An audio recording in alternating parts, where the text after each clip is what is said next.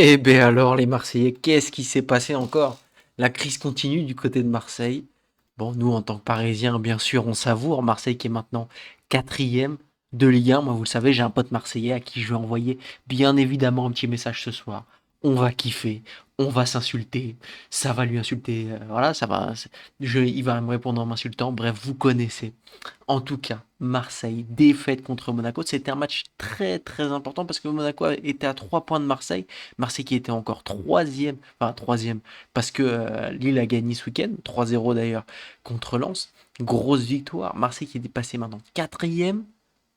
Est-ce que ce serait le moment de parler du fait qu'Habib Beye était une erreur de casting? Je pense que c'est le moment d'en parler, parce que les résultats récents de Marseille, si les supporters marseillais vous êtes satisfaits, moi, à votre place, je ne le serais absolument pas. Quand sur tes 5 derniers matchs, tu as 2 défaites, une victoire 1-0 contre Auxerre, une victoire 1-0 contre Toulouse, et une égalité où tu te fais éliminer de Coupe de France, honnêtement, je pense qu'en un mois, bah, non, ça va faire 2 mois maintenant, un mois et demi d'Habib Beye, je pense que ça y est, je pense que c'est bon, vous pouvez déjà lui terminer son contrat. Bon, il nous parlait de son salaire, il justifiait son salaire, il disait, quand je suis arrivé, on était quatrième, maintenant on est troisième. Bon, trompé, maintenant t'es re-quatrième. Catastrophique, en plus tu perds des matchs pourri, pourri. Bon, après, là, on va pas se mentir. Ce soir, Marseille a quand même pas trop mal joué, si on peut être honnête. Marseille a pas trop mal joué. Marseille méritait plutôt de gagner. Mais quelle équipe de Monaco et quelle créativité offensive de Monaco. C'est vraiment dommage que les trois de devant, Golovin, Akliouche et Balogun, on les ait pas plus vus, qu'on les ait pas plus souvent vus à très très haut niveau. Franchement, c'est trois très très très bons joueurs. On va voir ça. Ils ont mis des buts exceptionnels. Bref, on va voir ça tout de suite. Footix parisien pour vibrer chaque jour. Les couleurs de Paris, c'est l'amour toujours. Actu déchaîné, prépare-toi au détour. PSG, c'est la vie, la passion, le parcours. Yo yo mes petits footix, footix parisien, vous connaissez déjà premier sur les news du PSG. Et comme je dis souvent, quand ça concerne une défaite de Marseille, je crois que ça concerne aussi le Paris Saint-Germain, donc je peux couvrir la news. Quand ça concerne une équipe de l'Olympique de Marseille en crise, est-ce que Marseille va changer d'entraîneur? Est-ce que Marseille va rechanger le directeur? Est-ce que Mehdi Benatia va vraiment rester? En tout cas, ça m'étonnerait qu'il reste à l'issue de cette saison, parce que cette saison, honnêtement, de Marseille est cataclysmique. Marseille est le deuxième budget de Ligue 1. Ils ont 80, pour vous donner une ordre d'idée, le Paris Saint-Germain, je crois que ça doit être 150, 160 millions de budget de salaire. Marseille, c'est 90 millions. Lens, Lille, etc., c'est genre 45 millions de budget de salaire annuel. C'est énorme, hein. Ils ont 2 fois plus de salaire. C'est comme si, encore une fois, hein, le fait que Marseille soit au même niveau de classement que ces gens-là, c'est comme si Paris était dans le même niveau de classement que Marseille et que les supporters parisiens disaient c'est ok. Bah non, c'est pas ok, non. Non, c'est pas ok quand t'as 2 fois le salaire des équipes qui sont contre toi et que t'es derrière. C'est pas ok. C'est pas ok, c'est pas ok. Le niveau de jeu affiché, c'est pas ok. Il y a des joueurs dans cette équipe. Vraiment, vraiment, il y a des joueurs dans cette équipe. Faut en parler. Le pire, je crois que c'est Pavard. L'arnaque Pavard. L'Inter qui a réussi à se libérer de Pavard. Ce poids. Qui a déjà vu un bon match de Pavard? Je vous pose la question, qui a déjà vu un bon match de Pavard? Ok, il y avait le second poteau Pavard, c'était cool.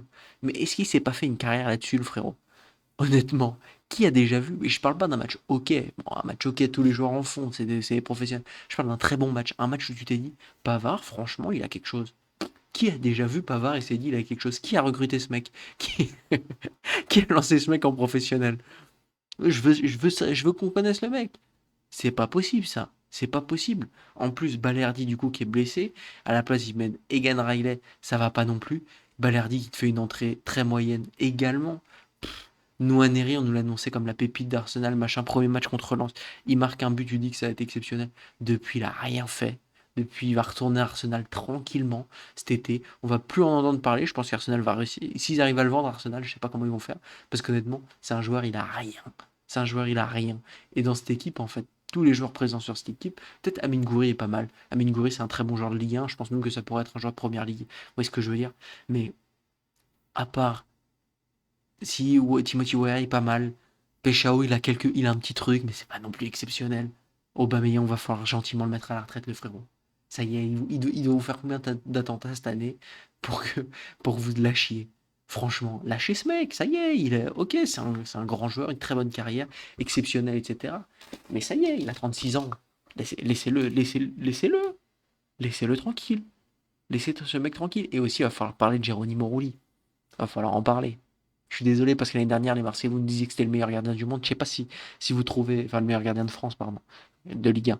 Je sais pas si vous trouvez toujours la même chose. Après ces 6 mois dégueulasses qu'il nous fait.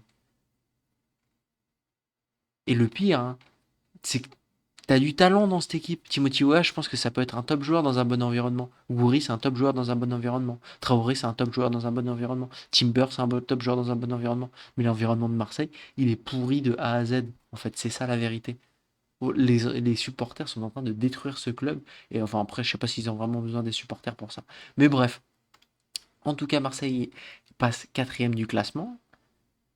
Ça sent mauvais pour la Ligue des Champions. Moi, je vous le dis, les gars, ça sent mauvais. Préparez-vous à jouer le jeudi l'année prochaine. Parce que même la Conférence League, c'est pas fait. C'est pas fait. Rennes, qui est plutôt en forme, qui a battu même le PSG. En fait, ce qui me fait plaisir, c'est que Monaco, Rennes, ces deux équipes, même Monaco leur a donné 6 points. Ces deux équipes, on leur a donné des points cette année. Et ils vont peut-être dépasser Marseille grâce à ces points-là. Alors que nous, ces points-là, on s'en tape. Quoi qu'il arrive, on va finir premier. On s'en tape de ces points-là. En fait, maintenant, les joueurs du PSG, si vous voulez nous faire plaisir, contre les équipes en rivalité avec Marseille, lâchez des points. On vous en tiendra par rigueur. Parce qu'à la fin d'année, qu'est-ce qu'on va rigoler quand tu auras Marseille 7ème? Exceptionnel. Exceptionnel. En tout cas, un joueur sur lequel j'aimerais qu'on parle, c'est Balogun. Quel but, quel joueur. Ce mec est en train de se réveiller et en train de montrer pourquoi Monaco l'avait recruté. Il y a tout dans ce but. La finition tranquille, la conduite de balle, non, exceptionnel. Ça, c'est un but exceptionnel.